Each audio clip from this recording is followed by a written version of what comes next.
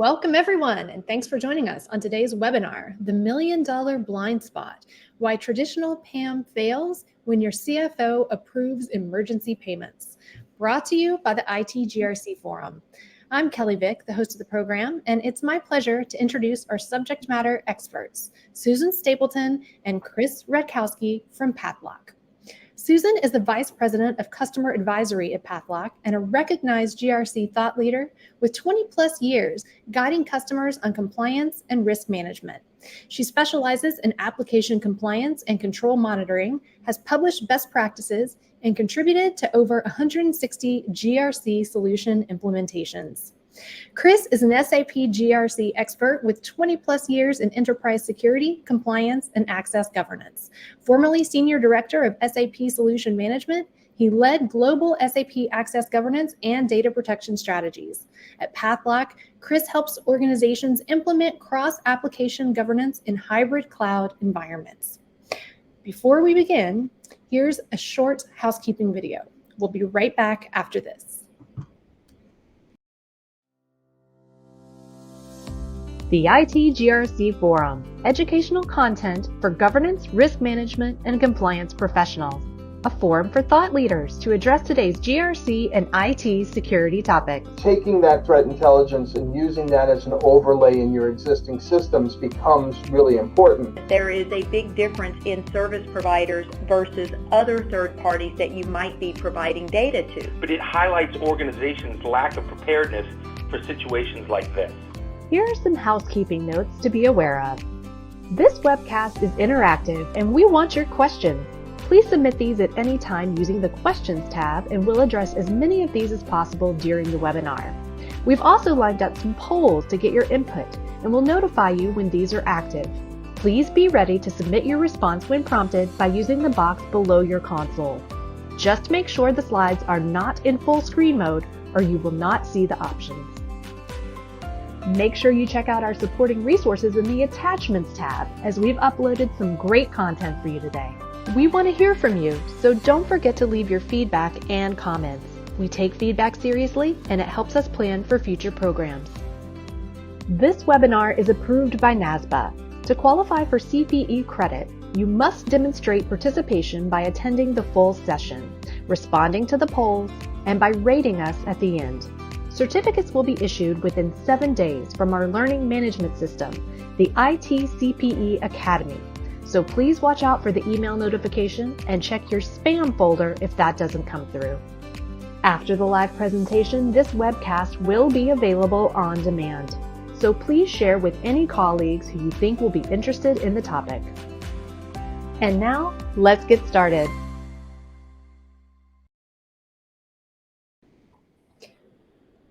Okay, so on today's program, Susan and Chris will address processes for firefighting that enable structured exception handling, monitoring, and review as part of an existing governance paradigm, privileged access management implementation strategies that enable rapid response without compromising audit integrity, and technology solutions for maintaining complete visibility and control during urgent business scenarios.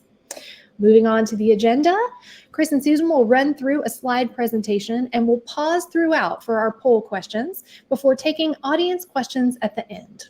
So now, without further ado, I will go ahead and turn the program over to you, Susan. All right. Thanks, Kelly. And thanks, everybody, for joining today. I know I'm staying on this one slide for just a minute, but I want to talk a little bit about our topic today. So we're going to discuss a blind spot that many organizations have, and that is ensuring an agile but compliant emergency access plan for all your business applications. If you don't have one, it can be super costly on multiple fronts. Delayed remediation of critical issues that can result in lost revenue, a risk to the integrity of your financial reporting, and possibly audit findings, because Lord knows all auditors like to drill in on the emergency access process. They want you to prove you have a policy to grant the access and review the activities performed.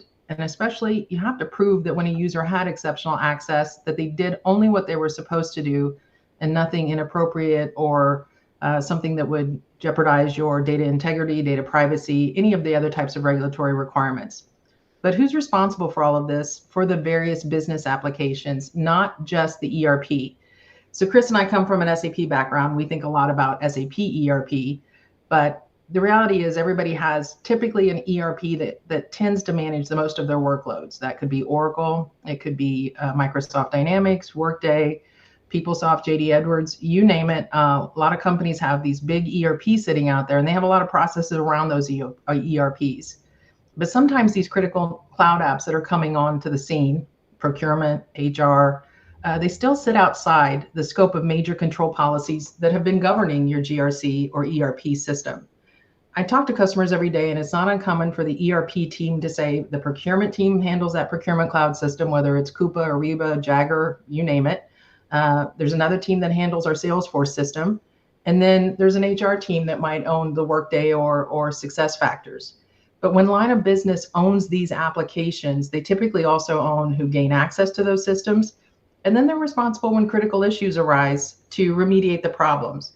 What they might not be thinking about is the policy and compliance aspects to the emergency access process. So that's what we're going to talk about today. And I do want to say, regardless of silos or centralized processes, organizations really need to think about and consider how they're going to respond to critical issues, ones that need a user to have elevated access to fix a problem. And that process needs to be consistent for all of your business applications, not just ERP. We're going to talk about IT versus business related emergency access, but typically IT and security don't own the business process, nor should they be the ones who determines the risk for the company or in the company, nor how to control those risks. For this reason, it's increasingly important that your GRC solution cater to business users and business owners and risk owners.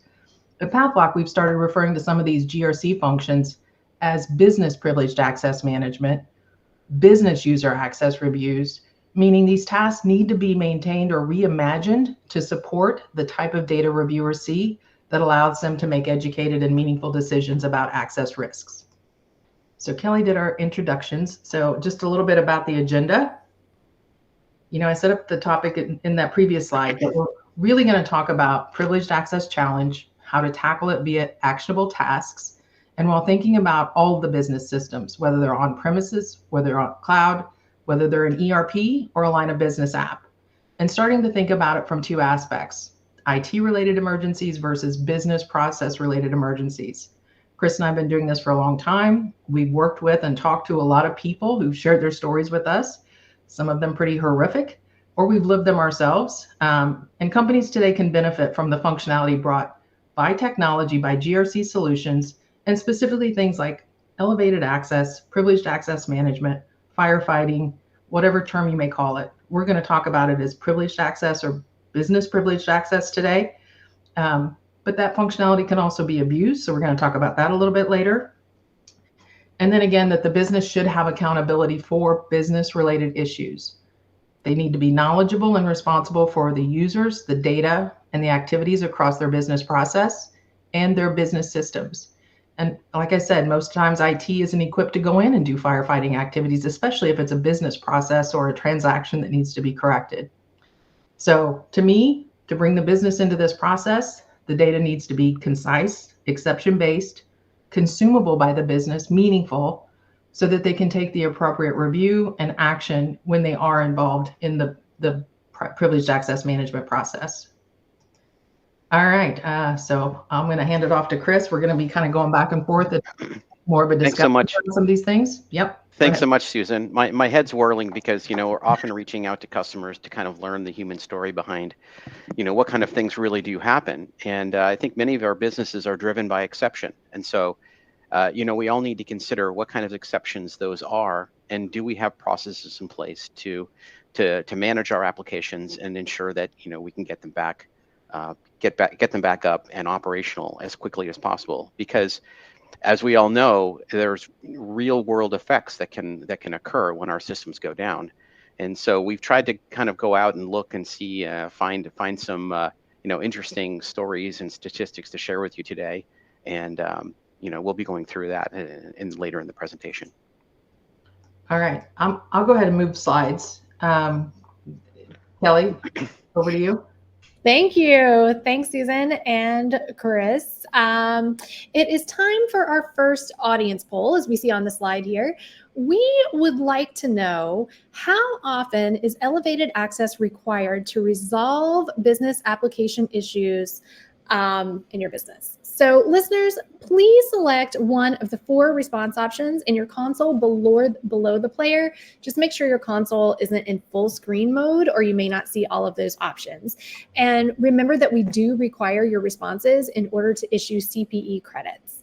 So I see that we've already got some results that are coming in. We're going to leave this poll open now for a few minutes.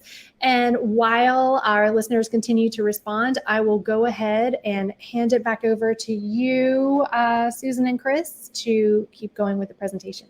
Sounds good. Thanks, Kelly. All right. So we're kind of splitting this up into 2 aspects, IT related types of disruptions or downtimes or emergency issues, and then functional. So Chris is going to go first on the IT side of the house, or more of a technical firefighting situation. Great. So whenever there's an ERP system that's down, the cost associated with this is fairly well documented. I mean, these are kinds of things that businesses understand very well. And $1 million an hour is kind of typical. However, these events can be catastrophic. If you're an airline, for example, I know United just had an event yesterday where there was a connectivity issue.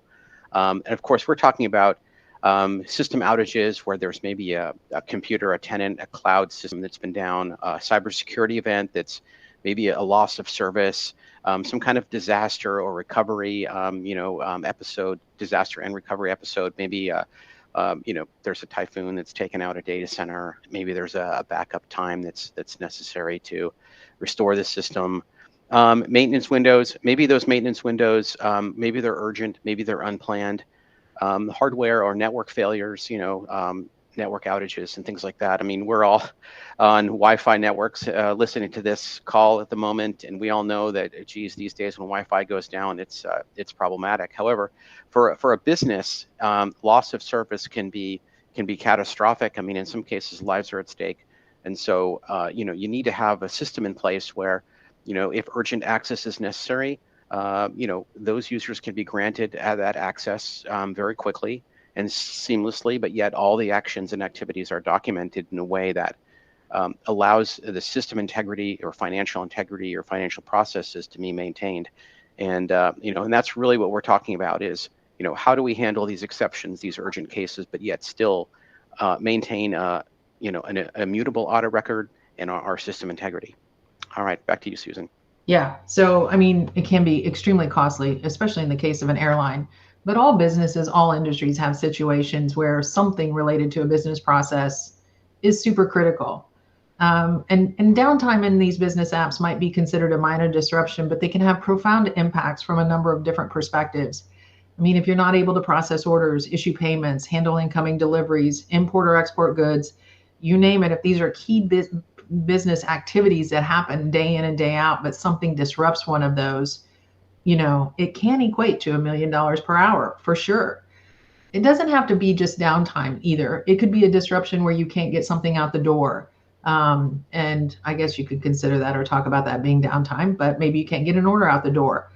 And BPAM, Business Privileged Access Management, it's designed to address these types of scenarios, whether they're IT related, technical system hardware related, or their business line of business application related.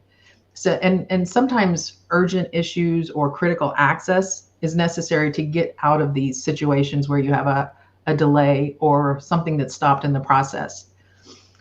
Just to give a kind of an example of a customer that I've worked with, one of our customers issues contracts, and those contracts are hundreds of millions of dollars, and they're for things like they get built or delivered over periods of times. You can think about it not necessarily like airplanes, Navy ships, different things like that have hundreds of millions of dollars of contracts. And recently, the ability to approve a high dollar order was not allowed because of a configuration issue in production. Whoever was maintaining a delegation of authority table did it incorrectly, moved it into production, and they just missed this tier of values where this particular purchase order couldn't get approved. If it didn't get out and get issued, there was a discount that was going to get lost. And even though it was just a fraction of percentage of discount, it was still multi-millions of dollars and a very big impact to the bottom line. So something as simple as not being able to approve a purchase order, while not catastrophic, can certainly have a revenue or bottom line impact. I had another customer that had an issue with a unit of measure. So, and that unit of measure plus a pricing calculation really threw some things off. They received 600 units of something into the warehouse, but they showed it at $100 million worth of inventory versus $60,000 worth of inventory. And because it was found as an anomaly during month end, they really wanted to get it corrected before they closed the books for that month. But it was later in the day. There wasn't really anybody there, but they did find the issue. They did know how to correct it. So they were able to get emergency access specifically for a finance user to go in and get that corrected before month end close, so that they didn't have to deal with opening up the prior period and doing a lot of after the fact cleanup. And it's just an example of, if you have a good process in place where you can grant that exceptional access for a period of time, track what people are doing, can save a lot of people a lot of work. And of course, it's auditable as well. So yeah, just to add to what Susan was saying, I mean, some of these things may not seem like they have huge impacts, but imagine if you're a retailer and you're making orders for, a holiday season, and there's a delay and you can't get the order in on time. You could miss a major sort of window where you do most of your business during the year. So while system downtime often is measured in seconds, delays can really have a result, in the longer term, months ahead. It could have some massive impacts. So it's critical that businesses be able to handle these exceptions seamlessly and be able to document the process in its entirety, because the auditors, as Susan mentioned, will require it. Yeah. And not to discount penalties. Everybody today wants to penalize you if you don't deliver a certain thing in a certain time. If you think about being a managed service for another company and you're to provision and deprovision access within a time-bound manner or whatever, and you just can't do it for whatever reason, someone's out, several people are out. I was at the hospital the other day and they changed one of their policies, and like 60 nurses called in sick. These are all emergencies that you have to have some things to work around or figure out how to still keep the business running. I came from Anheuser-Busch. We still got to make the beer, still got to get it out. That's the most important thing. But yet behind all of these things, compliance has to happen. You have to be agile. You have to be able to invoke a system process and keep moving, keep the business moving. All right. So talking a little bit about program requirements. Chris, you can take this one. All right. So we're talking about a centralized capability that allows you to manage these elevated access sessions centrally across your line of business applications, including your ERP system. And so, in order to do that, you have to have a set of exception policies. So in what cases can you launch, a session that grants exceptional access, and for which system? So you've got to have rules in place that define, the conditions under which, these sessions can be enabled, what specific actions can be taken within those systems, and for how long those sessions, take. There has to be like a business context associated with that. These scenarios, so that the user going in and launching this exceptional access session needs to be able to present some kind of information or evidence as to the reasons why they're doing that. There needs to be the appropriate sort of roles associated with that particular session. These are often time bound, so when you launch a session, it's or you get access to a system, it's limited for an hour, 2 hours, typically. That has to be considered. There has to be a way of maintaining the transaction history or the audit trail of everything that happened. As auditors come in, it's not innocent until proven guilty. It's guilty until proven innocent. And you'll have to prove that, yes, there was this emergency action that was necessary and the user went in and executed all these transactions. You're going to have to be able to show that they didn't execute something else. They didn't create users, God forbid, create additional purchase orders and so forth. So auditors will require you to be able to produce that record. And it has to have integrity within it. That audit trail can't be changed and so forth. So it's got to meet the audit standards. There has to be real-time monitoring behind the session, so that you can manage who has access to which session, how long. centrally so that, in case where someone doesn't log off, or if there are issues with getting access, those situations can be resolved quickly. And there has to be a structured post-review process where all of the activity that's performed during that firefighting or elevated access session can be routed to the right reviewer for approval. And we're dealing with lines of business applications like Susan was talking about. It's not just the ERP system, it's HR, it's could be supply chain, it could be could be procurement. And the authorizations behind what an elevated access session might gain access to, often these are fairly domain specific. So the person reviewing the transaction record needs to understand the business context, what that system does, the authorizations that are necessary to correct the current situation. And so these are all requirements that are critical to consider for BPAM, Business Privileged Access Management. Yeah. Back to you, Susan. Yeah, and I just want to say, Chris and I, we've been looking at, for some other things that we're doing, material weaknesses, and emergency access does get pulled out into material weaknesses every so often now, where I didn't used to see it before. When I say Lord knows everybody's looking at emergency access processes from an audit perspective, they always hone in on this. And a lot of times now they are bringing it up as not having a good process. And it could be one of the things I've noticed with customers I'm working with is that post-event review. You can do everything right, but you push all of these log reviews out for someone to take a look at. And if they don't review them and make sure that they're actually reviewing them, that could cause you an issue every time as well. All right, back to you, Kelly. All right, thanks, Susan. We are going to talk now about the results for our first poll. Remember, we asked how often is elevated access required to resolve business application issues. So looking at these results, it looks like 37% was our top answer. Privileged access is granted for critical issues a few times per month. 30% of our respondents said frequently, daily, to resolve critical issues. And then 15 and 16% either granted frequently and used to resolve both critical and non-critical issues, or they don't know. So what do you make of these responses? Well, I'll go first. I think that aligns a lot with best practices. You should have emergency accesses in place. And Chris will tell you, yes, some people run their businesses based on having, to do things maybe out of the day-to-day processes fairly recently.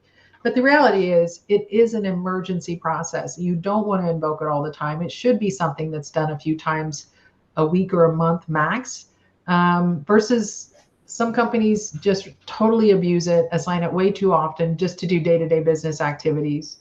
And that is why I think you get a lot of material weaknesses, or the process just doesn't work well for some customers. Chris, anything from you? Yeah, definitely. And I think that reflects sort of what we're seeing out there in the market, and how, there is kind of a convergence happening between, the business users that are responsible for, line of business applications and IT. And so there are cases where, if there's an issue, just call IT and they'll handle it. However, it seems like the results also reflect some of what we're kind of seeing out there in best practices, where, there is a policy in place, perhaps in many cases, that is sort of handling the urgent and emergency issues. And there's some organizations that, we've seen sort of abuse that. And so I think that's kind of like, sort of what we're seeing out there in business. So, it's, it is interesting that there are unusual activities when you're cutting over to production, perhaps when there's been a transformation or a major system update. And I think while there are good policies in place, sometimes they need to be updated to reflect the reality. And the last thing you want is if you're for your firefighting or your BPAM administrators to have to review hundreds and hundreds of transactional logs every day or every other day. And so I think you want to consider sort of the phase that you're in, and the existing policies you have in place regarding these these specific scenarios. Yeah, I'm just thinking about one company I worked with that, when you first start embarking on maybe an ERP project, now I've been around a long time. So, we started taking all of our mainframe stuff, putting it on an ERP, and we had one ERP, and then you start rolling out to different countries and different business units. And all of a sudden you might find yourself with 25 or 30 ERPs or 35 instances. And one of the companies I worked with, they had a policy during their first rollout of their initial ERP that the whole project team had access to firefighting for go lives and rollouts. Well, then that was times 30. Then it was times 30 projects per year. Then all of a sudden they're producing 300 to 400 firefight sessions a week. Just because they hadn't revisited that policy of when they use it and why. So everything needs to be revisited periodically, including what you don't have firefight processes around, or if you do have firefight processes around, do they need to be revisited and maybe your policies adjusted to make sure you're not overwhelming people or not able to pass audits because it's just too much data in these firefight sessions. All right, I'm going to go. Okay, Kelly. Here we go again, poll 2. All right, straight through to the second poll. This time, we would like your input on what kind of process does your organization have in place to quickly address system or data issues that will disrupt your business. So once again, please select your response below the player. And while you're doing that, listeners, I will send it back over to you guys, Susan and Chris. Okay. All right. So we'll come back and talk about this once we get your responses in. So I'm going to talk about a consistent process, but yet it needs to be flexible and configurable to meet your requirements. So just a good rule of thumb to follow, or what most processes look like. You will start a request to request access for yourself or someone else to do emergency access activities. Open up that request, put in the reason that you're needing this additional access. Could be an IT ticket number or a help desk number. It could be that you're just typing in that I have to go into production to do X, Y, or Z because of this problem. Once that gets approved by the appropriate approver, could be a line of business approver, an IT person, different based on different systems, that access will be provisioned in one of many ways. It could be based on an ID. It could be based on additional roles being granted, but that access is granted on a time-bound basis, and the person that needs that access will be notified that the access is available. Different things happen if you already have access to the system versus if you have to have a new ID created. But basically, you'll get authenticated into an environment and be able to go in and do the activities you need to do. While you're doing that, when you go through this process, like if you were using our GRC solution, it invokes a process of monitoring what you're doing.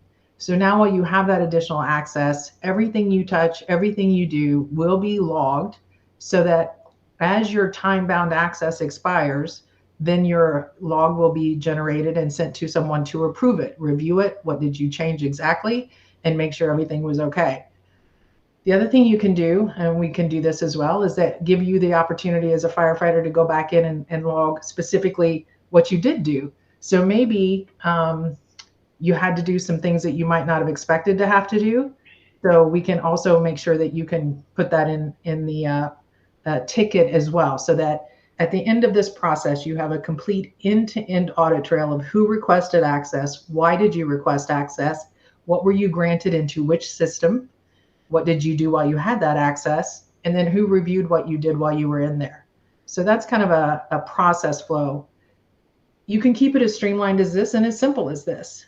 But the main thing is to make sure, based on the application, that you can change this to meet your requirements. The workflow here should be configurable in case maybe one business owner says, I only have 3 firefighters. I know who they are. I want them to have access whenever they need access. So I don't have to approve it every time, but they go through here on a pre-approval basis and get provisioned access, and what they're doing gets logged.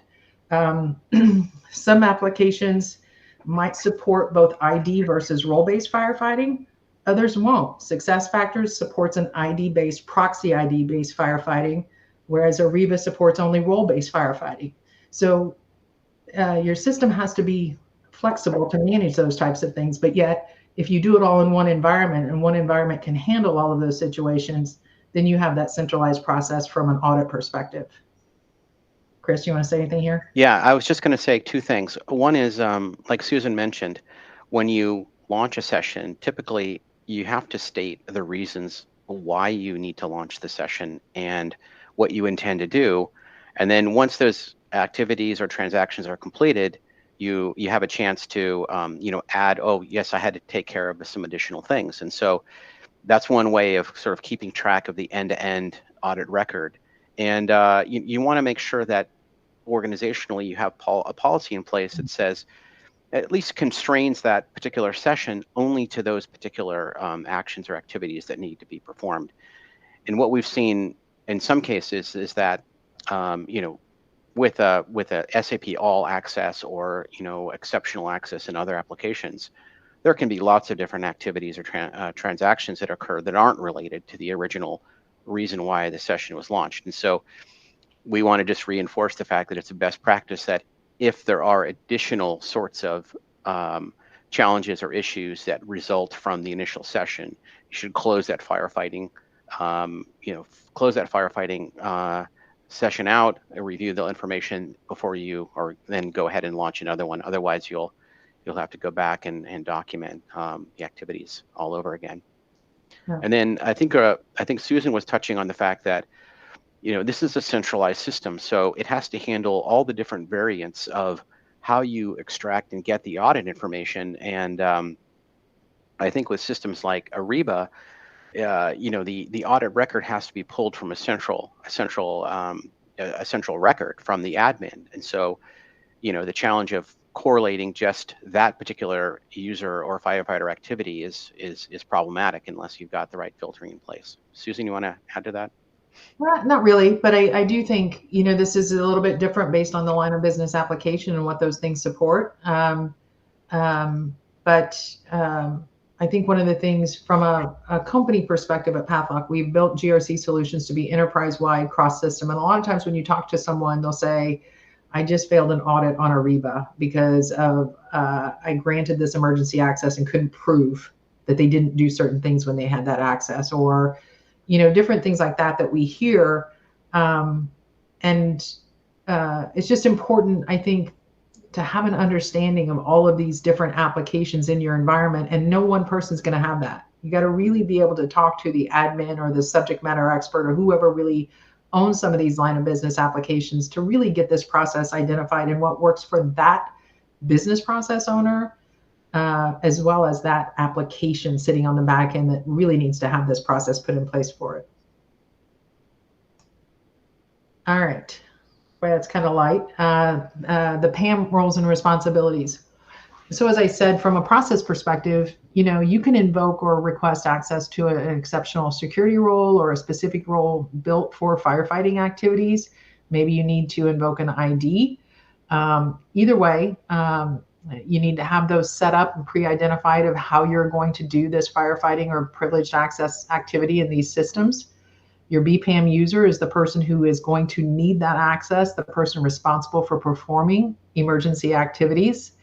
You'll have role owners or ID owners. So that typically is the person who will approve who can be firefighters, who can be firefighters at a specific time as a request comes through, because you don't want to grant this access or have anybody be able to come in and do this. So we have the ability to kind of filter down on specific users, whether it's by a user group or something else that can be tagged to those IDs. So we make sure that only certain people within the company can come in and request this access. Then you have the log reviewer, and this is someone who really is responsible for that business process.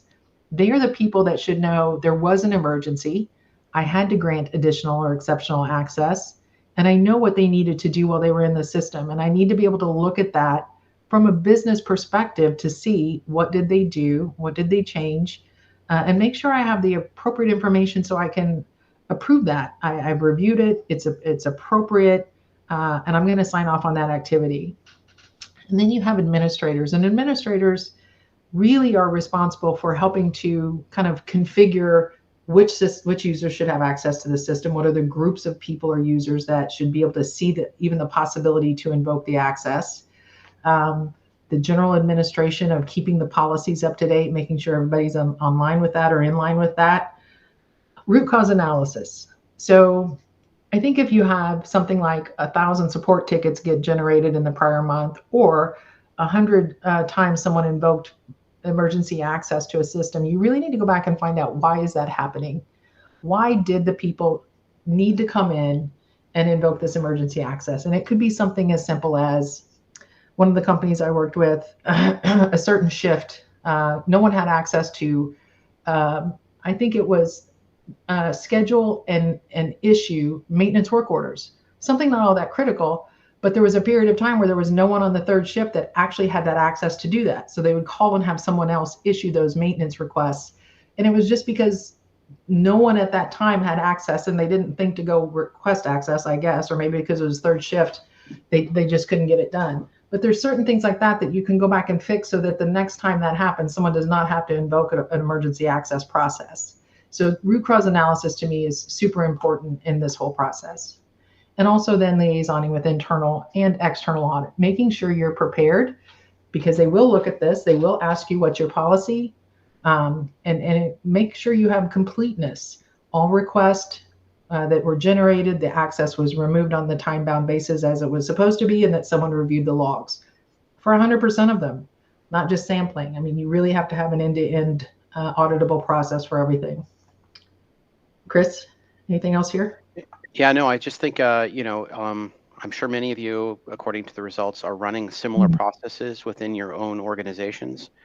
And hopefully this maps to your organizational structure and the responsibilities of, your teams that are involved in this. I'd say this is, fairly standard that we see. And so if you are considering to implement such a process, you need to consider who's behind all of these different functions. Yeah. All right. So best practices. I'm going to take the first half of this list, and Chris is going to follow up with the rest. But making sure that as you design practices for a business PAM process, that you have specific roles for each process, and those roles are very restricted in the activities they provide. If you have sales order processing and 1,000 people have that day to day, that's not something you probably want to put in a role for privileged access. There may be a reason to do it for specific order types or something like that. But, in the SAP world, some people grant SAP all via firefighting, and that's not the appropriate thing. You really need to have roles by process for procurement, maybe even specific processes within finance, procurement, whatever the case may be, and really restrict down those activities. You really shouldn't have things in these roles that users have in their everyday role, kind of by default. Make sure your access is time bound. Some people grant access for the year. Every year they have a process, they identify who's going to be firefighting, and they just give them access 24/7. That completely bypasses any type of control you have, or even it's the reason for having this. They do that to mask other types of issues. Maybe they're doing it so that they have 2 different IDs at any given time, so they don't get SODs reported, whatever the case may be. But that is not, an appropriate use of a privileged access management session. And like I said, and this goes to number 1 and number 2, the usage should only include the activities required to resolve the issue. They really shouldn't have wide open access or keys to the kingdom once they get granted an emergency access role. Chris, over to you. Yeah. This is where there's some fascinating stories out there. There's a couple. Like Susan said, the session usage should include only the activities required to resolve the issue, and don't abuse the process. Since firefighting or BPAM generates or captures very detailed transaction logs, we've seen customers just assign firefighting sessions to users 24/7 instead of defining the roles that they actually need to do their functions within the applications. And I mean, that just creates, massive log files. And I was just in Germany last week at SAP's DSAG conference, and I talked to a customer there. He was telling me that there was a firefighting session that lasted more than 10 hours. And that was problematic for 2 reasons. One, because labor laws in Germany restrict you from 10 hours. If you're working more than 10 hours, it's illegal, and they're supposed to turn off the computer. Well, this person had fairly urgent system configuration things to do, and he had one firefighting session that had 33,000 transactions in it. And so they weren't consistent with what he had originally started out to do. And they had to go back they exported that activity into a gigantic spreadsheet, and they had to go back in and after the fact document each and every line item in that 33,000 transaction record and explain what were they doing, why, and why was that consistent with, with the activity that they had originally planned to do. And so 33,000, actions in a system is enormous, and it took them 3 days to do it.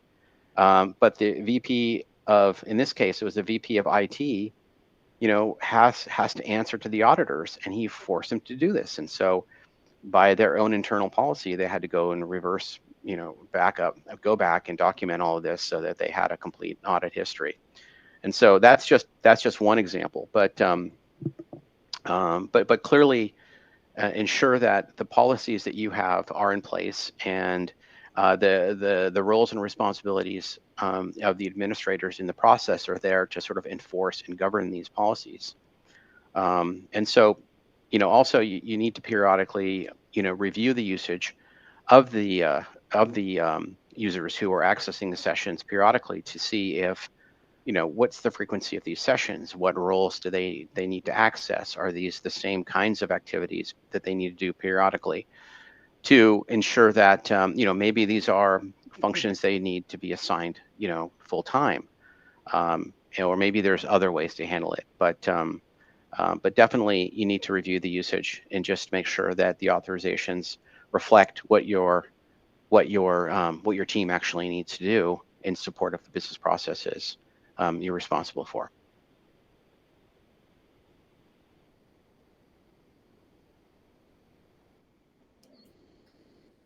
All right. I'll jump in and give our responses, talk about our responses to our second poll here. Our question was, what kind of process does your organization have in place to quickly address system or data issues that will disrupt your business? So Chris and Susan, looking at what's come in, our top answer by far with 42% is the process is a mix of automated and manual depending on the business application. Then all the other ones sort of seem to be coming in around 15 to 20%. And then 7% of our respondents don't know, or it's not their responsibility. So what do you make of these responses? Is this what you would expect to see? I think so, because Yes, I do for think, sure. yeah, I think Yeah. it's typical what we see, that it's dependent on based on the business application. I think a lot of people have processes in place for applications that have been in scope for a long, long time, but there's a lot of change and a lot of transformation, a lot of cloud apps coming in that support really, really critical applications. And a lot of times people aren't thinking about those until, they really need to have a process in place, or, line of business owners own these things. And sometimes there's not a centralized group that really has, oversight, just not on purpose, it's just the way things have been kind of shaking out in the business world. And each of these systems are different, right? So there isn't necessarily a consistent way of assigning elevated access. Like Susan discussed earlier, some systems are ID based, others are role based, and there aren't necessarily the same sort of interfaces to collect the right activity or log information. And so, we've had to implement workarounds and, to ensure that the data we collect is comprehensive. And so that's why you'll see a mix of, well, some systems, there's automation in place, others are more manual, partly for that reason. But the process should be, the underlying process should be consistent across all of your, especially your mission critical applications. Yeah. All right. Rolling right into poll 3, our third and final poll of the day. This time, we would like to know, do line of business application owners participate in business privileged access management? So we'll let the listeners respond to this one. And listeners, while you're doing that, Chris and Susan, I will turn it back over to you. All right, thank you. So I'm going to walk through this. Really just, I gave the process overview, but from a kind of a practical perspective, walking through, again, an employee or contractor, again, contractors might be an issue here as well. We'll navigate to, in our case, the PathLock portal to submit a request if they have access to do so. They're going to enter information that you can require in that request, and those things can be different by system of what you want them to enter. The amount of time they need the access. Do they need it now or do they need it later? Do they want to get pre-approval for a weekend activity? The business process area, the access is needed. You can even do mapping type exercises. If the business owner or the user comes in and says, I need access to debug in production, behind the scenes, they can get the necessary roles. They don't even have to request a specific technical role to do that. Why do they need access? The incident or ticket number, if they know, you can make it a requirement or have it not be required. And any additional information that's going to help that person approve the log of the request, as well as review the log after the fact. The role owner or the ID owner is going to receive an email notification that contains a link to the request. They're going to see all of the information that end user put in. They're going to be able to approve it, maybe send something back with additional questions. We do this all within the request so that all of the audit trail stays within the application itself. And then the user that needs that access will be notified, again, via email, that their access has been granted. Any additional information they need specifically for that target application will be in that email. The session gets launched. The user is going to have exceptional access at that point. They will do what they need to do. And audit logging is invoked at this point. What's kind of neat about our solution is system by system, you can configure it to say, show me everything the PAM user did while they were in that application, or show me only the things that they were doing that came with the emergency access role or ID. So you can determine, do you want to see everything that user did while the session was invoked that included both their normal authorizations and their emergency authorizations, or do you just want to see in that log what they did that was kind of through the emergency role or ID that got approved? Once the system is done, the user will be terminated, their access will be terminated. We like to do this on a time-bound basis and in number of hours, not days or weeks, but number of hours that they'll need this access. And then the review or the log gets generated. So we pull the system data from Ariba, from Jagger, from whatever application it is. We summarize those into audit logs, and the business reviewer will get a notification to come in and review that in the system online. And then you'll have that end-to-end audit trail within the application for not only your ERPs, but all of your business applications that are connected and have a BPAM process invoked on them. Anything else there, Chris? Yeah, I was just going to say, I mean, this is critical. So you can configure systems that are sort of mission critical ahead of time so that essentially it's like a one-click, you launch and the firefighter gets right in to start doing the activities they need. We're talking to a customer not too long ago that was telling me that when their ERP system goes down, literally the plant cannot no longer make shampoo. And I'm thinking of the scale of this. The next question was, well, do trucks literally back up outside the plant? Yes, because they cannot process the incoming receivables. And so there's all kinds of news out there. It's very interesting. I noticed Haribo couldn't track where their inventory was. So, there are shortages of Happy Colas out there. Anyhow, so, so, it sounds funny, but these are really problematic and they have massive revenue impacts. And so something to consider when you're implementing a process. The speed at which these sessions can be launched is very critical. Very critical. Yeah, for sure.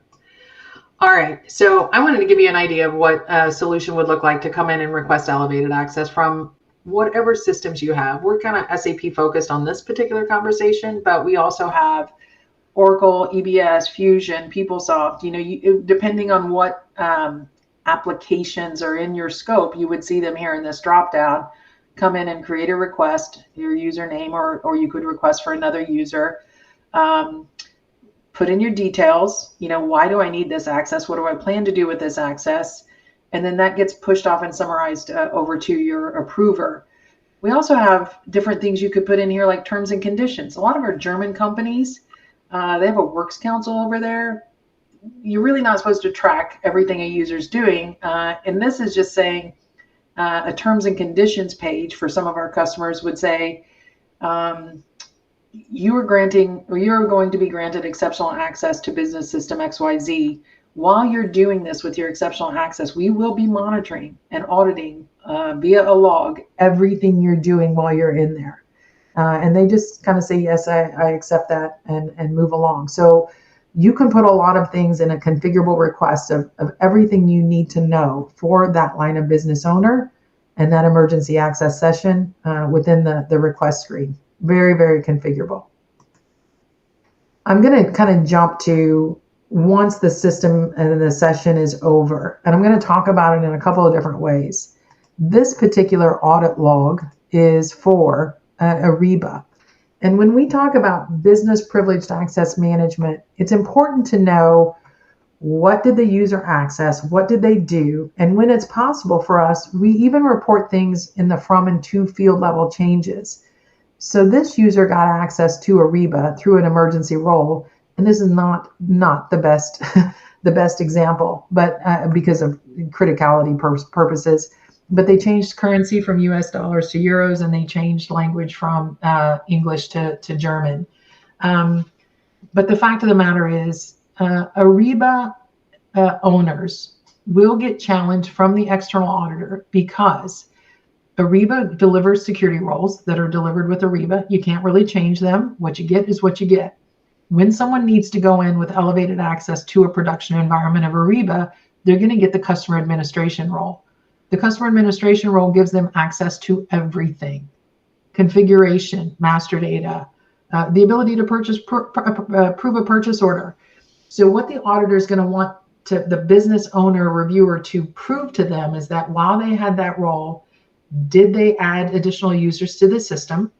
Did they approve any purchase orders? Did they change critical configuration? What did they do? And this is an instance where they have to kind of prove what they did not do while they were in there. So when we can audit log from the get-go what happens in Ariba, there is proof here. The alternative is one audit log in Ariba captures every single activity that happens in Ariba. That log is humongous, and it's impossible to get through. So it's a big challenge for the Ariba process owner to explain what did the user do and not do when they had access to the customer administration role. It's just a very specific example for Ariba. For success factors, the issue is around proxy ID. All emergency access to success factors is granted via a proxy ID. It's a standard process in success factors. But what the auditors want you to do is make sure only certain people can access a proxy ID and only for certain activities. So we can restrict and not allow people to go directly into success factors and invoke a proxy ID. The only way a proxy ID can invoke for our customers is through a firefight request process. So they'll come in and request access, we'll approve the access, they will log into success factors with their normal ID, and they'll see the ability to invoke a proxy ID who has exceptional privileges within there. And while they have that proxy ID assigned, we can monitor everything they're doing. And again, with from and to values, here an emergency user went in and changed a pay rate. And you can see, if you're the reviewer, business language to come in, see exactly what the user did, review it and sign off on it, and have confidence you know what they've done while they were in there. And then this is just for an SAP ERP. SAP does have a firefighter solution, but it's pretty limited in what it monitors because it's been around for a long, long time. they haven't really updated it to look at all of the new types of logs that are available with S4 and cloud-based applications. So, they're used to looking at transactions and from and to values for changes, but we can help log if you actually create a user, create a purchase order, different things like that, logging table entries, a really, really granular log. And the other thing we do for business reviewers or IT reviewers is kind of call to the top anything we consider or the customer considers more of a high risk activity that's done while a firefight session is open. And we call those out through this orange triangle to say, hey, someone went in and outside of the process meanly created a user in the production environment. And that's really not a process that's supported, or is outside of policy. No one should be able to go into production and do that. So those are things that we can call out and put into the audit logs. And we refer to these things as business privileged access management because we want to give the business, really business contextual data to make logical and knowledgeable, educated reviews so that it's, this data is more meaningful than a T code or an object, or, maybe even not even be able to do from and to values and things like that. So we really focus on all stakeholders, including business stakeholders, when we do these types of activities. All right, Chris, this is our wrap up slide. Yeah, definitely. Yeah, I mean, I think the core value for a centralized process that you can apply across all of your applications is really about empowering your business and IT to quickly resolve these exceptional cases as efficiently as possible, while at the same time maintaining your system of record, whether that's your finance system, whether it's your HR system, for the business process that's associated with it. For this sort of mixed bag of, well, we have automation in some cases, but some of it's manual. That's these types of systems can really provide a lot of value. So improved visibility, minimizing different kinds of risks, reducing the cost of perhaps audit or compliance, really key aspects of the value that business PAM solutions can deliver. And of course, we've talked quite a bit about factories having to stop production, airlines being delayed. The effects of our systems being down for even small periods of time can be catastrophic and even newsworthy in some cases. And so, these are perhaps some sense of an insurance policy behind the scenes, and necessary in terms of ensuring that after the fact you can reproduce the information necessary to prove to the auditors that you're compliant. And so the business value really covers all areas of your organization. First, the domain-specific LOB applications that your business processes depend on. The CIO definitely is looking at, do we have systems in place and a process to cover all of these exceptional cases? Your CFO is looking for the audit record and having to respond to the audit, and the auditors, for example, definitely looking to support both demands from internal and external audit. I would just say a couple of other things here. It's not just your SOX audit or your access audit. There's HIPAA, there's data privacy, there's NERC, FERC, DORA, all types of regulatory requirements. When you get exceptional access to these systems, people want to know that you're following all regulatory requirements across all of your policies, and you can definitely manage that better with an auditable process this way. A lot of times it's proving what people did not do while they had, the keys to the kingdom or access to everything. So I would just say, the robust logging gives a lot of people peace of mind, helps you be compliant in these activities. We talk a lot about pay me now or pay me later. If you don't have these audit logs, audit can make it pretty miserable for, trying to prove these things out. So anyway, there is a process that can be defined. There is technology out there to support you in these types of initiatives. And really start looking around the business and making sure all of your critical business apps do have some type of break glass process so you can jump on these issues relatively quickly and get back in business, get back on the road, get the shampoo started making again. All right, Kelly, I think that's it from our side. Let me just see. Yeah. Okay. All right. Yeah. Well, our results have come in for our third poll. So let's take a moment and get your thoughts on that. Our question was, do line of business application owners participate in BPAM? 33% said yes. 25% said no. 27% said it's a mix dependent on the business application. So how do we think our listeners did on this one? Again, perfect. I mean, that's why we called it the blind spot, because the line of business applications sometimes just are not in this mix. So it kind of backs up what I think is that people have really, really well-defined processes for some of the business applications, but not all of the business applications. And it makes sense because companies are adopting these best-of-breed cloud applications pretty quickly and rolling them out pretty quickly. And sometimes they just kind of miss the boat on the compliance side of making sure they're in the compliance scope across all things, including emergency access. Yeah, and also, I mean, not all these systems are architected for this process. And so, you have to have a system that can be, integrated and collect all the log information, as well as, be able to launch sessions, easily. Yeah. All right. Thank you, Chris and Susan, for the presentation. Some wonderful insights there.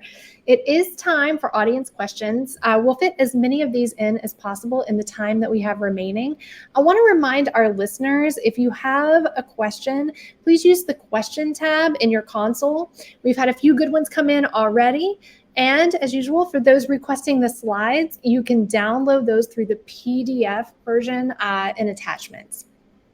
So let's dive into our first question for you, Susan, which is, have you found that all applications can be included in a centralized and automated PAM process? Well, they can be included in the process, meaning you can request access via an automated way. You can probably grant access in an automated way.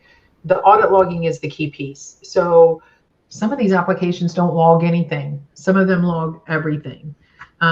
So you can automate the majority of the process. The audit log is the key. So if we can get that data out, if it is logged, then we can get it out and put it in a log. If not, then at least you can restrict the process to certain users and only grant them exceptional access via a defined process. But you will have to go in and figure out different ways to manage the audit log of what people are actually doing in some systems that, I mean, frankly, if they don't track it themselves in those systems, there's no way it can be tracked. So it's really critical to really lock down access via firefighter in those instances. All right. Thank you. Swiftly moving on to our next question so we can try to get a fair amount of these in. Maria from ProServe says, this situation occurred within 3M Corporation. They could not ship their goods. What approval processes should be put in place to reduce this risk? So to me, it depends on why couldn't they ship their goods. I was at a company where they removed access from everybody in the warehouse to not be able to do goods receipts at one time because they were getting ready to have an SOD audit. So everybody in the warehouse had SODs, and they just went remove access from everybody to do the ability to receive goods. If it's something like that, I guess to me, I'm not sure. It just depends on what caused it that no one could receive goods. Is it a configuration issue? Did somebody move something into production? Again, you have to identify why something's happened in order to correct it. And sometimes you will need elevated access to correct the situation. Sometimes maybe it's not, not that. All right. Thank you, Susan. Thomas asks, much of this discussion frames PAM as exception control in large SAP-style environments. But smaller healthcare IT and startup teams are building on zero trust and leaning into AI. Could AI-driven automation, contextual approvals, intelligent building, natural language requests make business PAM a normal operating model rather than just an exception handler? Certainly, I think there's a couple questions here. Firstly, Yeah. this process is fairly universal. Zero trust is really about authentication, and what we're really talking about here are specific authorizations within applications that might be critical or in resolving a particular issue that user may not necessarily be assigned. And certainly AI driven automation with certain kinds of contextual approvals to enable a session and perhaps help to sort through and determine whether the activities performed after the fact are consistent with the reason why the system was down or slow or what have you. And so I'd say that's probably a pretty good thing. One case we had, a customer was telling me that periodically the system basically freezes, and he was kind of making like motions with his arms. It can't breathe, right? So and so they have a case where they needed exceptional access, but it was essentially resulted in having to reboot the system again. And so they needed to be able to track that from an audit perspective. All the activities necessary to do that. So isn't necessarily something an AI can do automatically. All right. Thank you, Chris. Mushiri from Standard Industries says, are we now differentiating between infrastructure privileged access management and introducing business privileged access management? Can you clarify the distinction? I'll take a shot at this. We are kind of distinguishing because we see a lot of application owners own the process going forward. And it is, when you talk about privileged access management solutions, sometimes solutions are taking screenshots of everything you're doing. It could be recording the session as you're doing it. We're talking about BPAM, or business privileged access management, geared really towards a business owner, the owner of procurement, the owner of HR, for them to be able to help own this process. They own the business application in many cases. They own the users as far as understanding what those users should do, what they have access to do, and what they might need emergency access to do. And a lot of times the business owner is responsible to help address any audit concerns or audit issues, or comply with audit for sure. So when we're talking, we're really talking about business PAM and business contextual language in a log review that's easy to understand in business language, and supports the review of that, facilitates the business taking ownership of this process, versus, an infrastructure privileged access management is usually a very technical task. System down, cybersecurity hacks, things people need to go into the infrastructure, the hardware, the network to correct those issues. So yeah, we're kind of really focusing on the business applications and making sure there's processes around them. Yeah, and the other part, I'd say infrastructure PAM is largely, a lot of it is related to credential management, getting the right keys, the right passwords, to get into the systems to perform urgent activities, and then those sessions. They're recorded often with video, for example, and that's just something that's not going to work for business scenario, because you've got to record new values and old values, and it's very difficult to kind of parse that out of a video.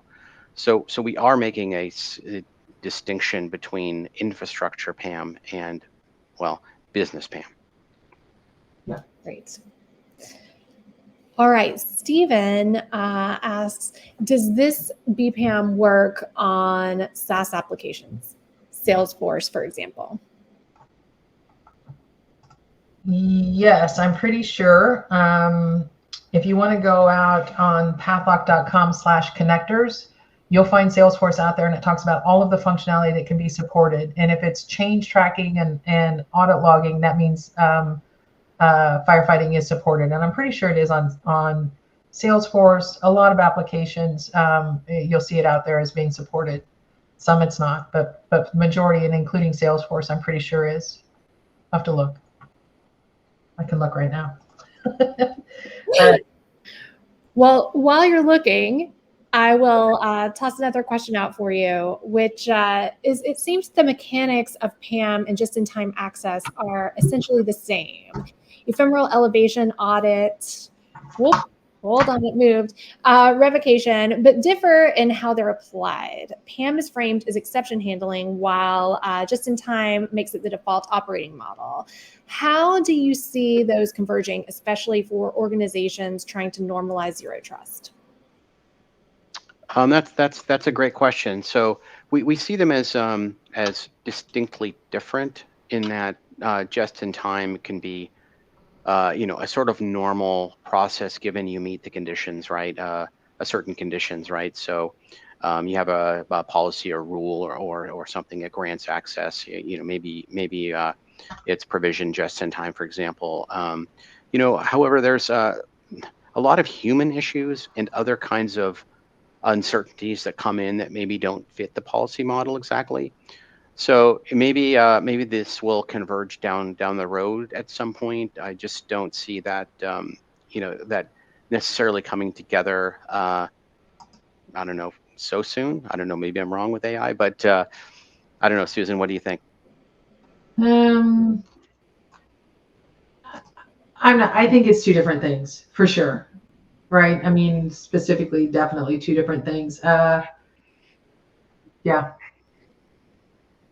I think everybody's trying to normalize zero trust. That's something I'll agree with. All right. All right. We are coming to the end of the session, so we will leave the questions there for now.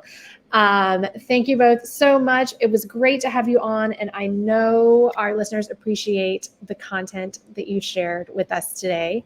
Listeners, for those who qualify for CPE credit, your certificate will be issued within 7 days from our learning management system at itcpeacademy.org. So please watch out for the email notification on that and check your spam if you don't see that come through. Join us next month for Managing Active Directory like it's 2003, leaves you exposed into 2025.